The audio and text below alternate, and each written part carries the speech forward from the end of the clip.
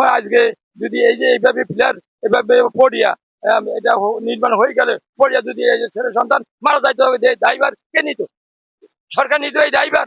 কিন্তু এইভাবে যে কাজ হওয়া আমাকে না জানাইয়া, আমি শিডিউল পাই না, কোনো কিছু পাই না, আমি দাতা, আমি তো পাই নাই, এইভাবে কাজ কিভাবে হয়? আর এইভাবে যদি ছেলেরা মারা যাইতো, এই ড্রাইভার কে হইতো?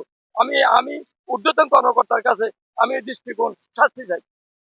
তিনটা প্লেয়ার ভাঙ্গা, ভিতরে কোনো রটে নাই। টুনিতে বাজরা তো ওই যে বাঁশ দিত আগে শুনতাম, এখন তো বাঁশও নাই। তাহলে এই ঘরটা যে করার পর ভাঙি পড়তো, ছোট ছোট বাচ্চারা, দু চারটা বাচ্চা অ্যাক্সিডেন্ট হতো বা মারা যেত, তাহলে এই ড্রাইভার কে নিত? আমি সরকারের কাছে দৃষ্টি আকর্ষণ করছি, এটা যেন পূর্ণাঙ্গ তদন্ত করে এবং এটা যেন সরকারের বিচার করে। আমরা যখন আসলাম, আসে দেখছি তিনটা পিলার পড়ে গেছে, বাকি পিলার গুলো লড়তেছে। তখন মিস্ত্রিকে বললাম, কাঠ মিস্ত্রিকে বললাম, ভাই এরা কারা করছে এটা?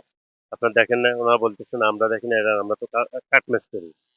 এখন বললাম, ভাই রড ছাড়া একটা পিলার উড়াইছে, এতগুলা পিলার উড়াইছে, আমরা তো দেখছি একসময় রড ছাড়া বাঁশও দেয়, রডের জায়গায় বাঁশও নাই। তাহলে একটা যদি দুর্ঘটনা হয়ে যেত, বাচ্চা মারা যেত, তখন এটা দায়ভার কে নিত?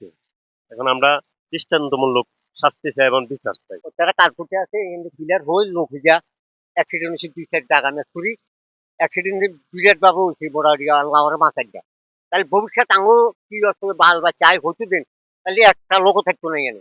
ভেঙে পড়ার সাথে সাথে উপজেলা প্রশাসনের, আমাদের শিক্ষা প্রচার মহোদয়, উপজেলা ইঞ্জিনিয়ার মহোদয় এবং আমাদের ইউনো মহোদয় পরিদর্শনে আসছেন এবং দেখে দেখে গেছেন। আমি খুবই ইয়ে করছি যে যদি চলমান অবস্থায় প্লেয়ার গুলো ভেঙে পড়তো, যদি কাজ শেষ হওয়ার পরে আমার যখন আমার ছাত্রীরা যখন শ্রেণীকক্ষে অবস্থান নিত, তখন যদি ভেঙে পড়তো, তখন তো অনেক বড় ধরনের দুর্ঘটনা ঘটতো। এই নিম্নমানের কাজ যেহেতু হয়েছে, সেই কারণে সাথে সংশ্লিষ্ট যারা আছে আমি তাদের বিচার চাই। এই ধরনের কাজ ভবিষ্যতে যেন এই ধরনের কাজ কোনো রড ছাড়া পিলার তৈরি করা কোথাও যেন না হয়, এটা একটা দৃষ্টান্ত হয়ে দাঁড়ায়।